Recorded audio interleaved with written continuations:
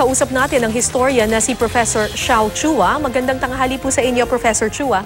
Ay, makasaysay ng hapon ka nga at sa lahat ng ating mga tagapakinig. Malinaw po ba ako? Opo, opo. Sir, ngayon po ang ika-155 birth anniversary ni Andres Bonifacio. Ano po ba ang magandang mensaheng, kumbaga take away or mabaon ng ating mga kabataan sa paggunita ng birth anniversary ng isa sa mga pinakatanyag nating bayani, si Bonifacio? In fact, ama ng sambayan ng Pilipino. No? Nakakatuwa na marami ang nag-post sa Facebook at sabi yung kanyang buhay, nagpapaalala sa kanyang buhay.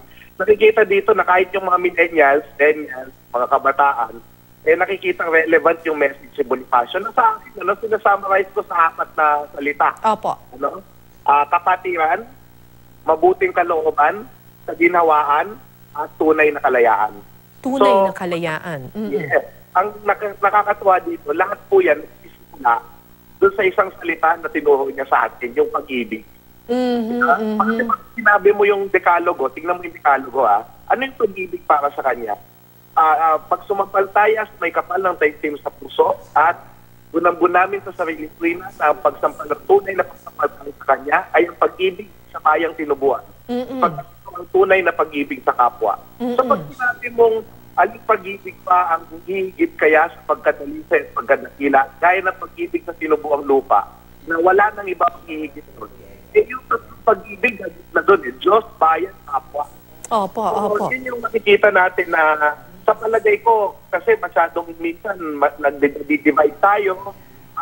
Ito naman, hindi naman perfect na unity ang hinihingi natin. Pero at least, mag-ibigan tayo to understand others. At magkaroon ng, at ang importante, magkaroon ng kalayaan na ipahayag yung ating mga saloobin.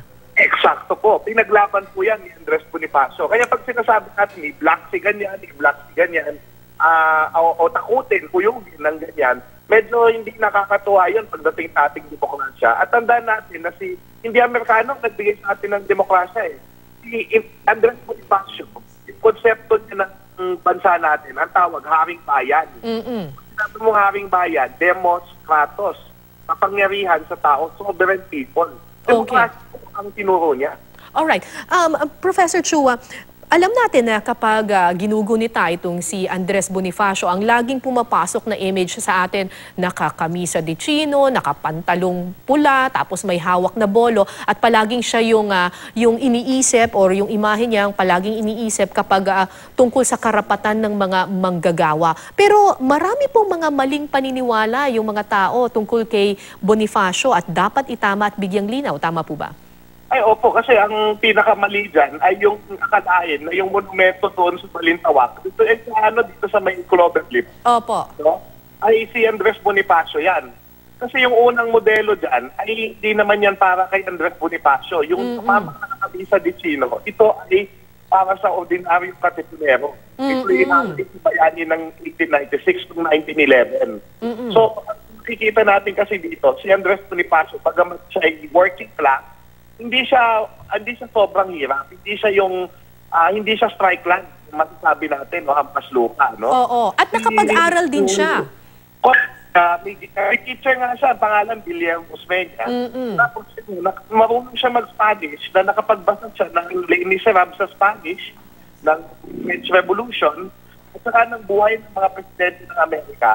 At yun yung naging parang compass niya na makita na pwede tayong lumaya na kasi ibang bansa, natikita tayo para sa ating karapatan. Oo. Importante itong i-point out na kasi ang iniisip ng mga tao ay mahirap, hindi nakapag-aral, ganyan yung image na laging pumapasok. Pero ang katotohanan ay nakapag-aral siya, he writes very well, at intelihente itong si Andres Bonifacio. This is interesting kasi doon sa Tejeros Convention, isa ito doon sa mga ipinunto sa kanya nung convention na yun, na ibinababa yung kanyang intellect na parang sinasabi, wala ka naman masyadong alam sa pamamahala sa bayan. Nakakalungkot ngayon kasi nga, yun yung dahilan kung bakit nag-init yung ulo niya. Correct. Kasi, yun, insulto yun sa harapan ng maraming tao na ikaw ang pinuno ng katipunan at ito yung sinasabi sa'yo. na mga bagay-bagay na sa totoo lang, hindi naman din talaga totoo. Which brings me to my next question kasi hanggang ngayon may ganito pa ring discussion na dapat daw kilalanin si Andres Bonifacio bilang tunay na unang pangulo ng Pilipinas. Ay, ako po ang isa sa mga nagtataguyod niyan, ano? Pero kasi wala na lang away kasi nagiging away yung unang-una dyan eh. Diba? Tanggalin na lang yung una. Kasi kung si Aguinaldo, gusto nilang talagang siya yung unang presidente. Eh, unang presidente naman talaga siya noong Republika ng Pilipinas. Pero kasi hindi mo rin maitatanggi ngayon dahil sa mga dokumento galing sa Espanya na may revolutionary government na pinagmulan ng kapangyarihan ni Aguinaldo. Yun yung kinuha niya from Bonifacio eh.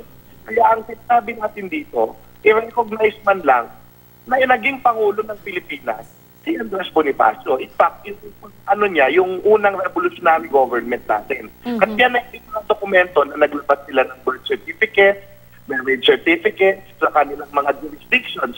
Nagkaroon ng mga eleksyon at resulta ng eleksyon na tagpuan sa Spain na kinuha pala ng mga Guardia Civil yung mga dokumentong yon.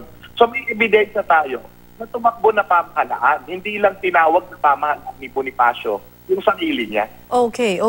At isa ring mahalagang pag-usapan tungkol dito sa buhay ni Andres Bonifacio, yung masaklap na pangyayari ng kanyang kamatayan na he died on the hands of his brothers. Kumbaga ng kanyang mga kapwa Pilipino mismo ang pumatay sa kanya. Isa itong mapait na yugto ng ating kasaysayan. In fact, napakapait nito dahil ito yung kapanganakan ng bansa natin. Dito natin makikita komplikado talaga yung pagkakapanganak natin bilang bansa. Ang nangyayari sa atin, parang minsan, yun lang ang lagi nating solusyon sa maraming problema. Patay, kill, di ba? Pero yung sinuturo din ni Bonifacio, hanapin natin yung katwiran at kaliwanagan. Kaya ako sana yun din, matuto tayo sa pagkakamali nila, yung mga misunderstanding nila among each other.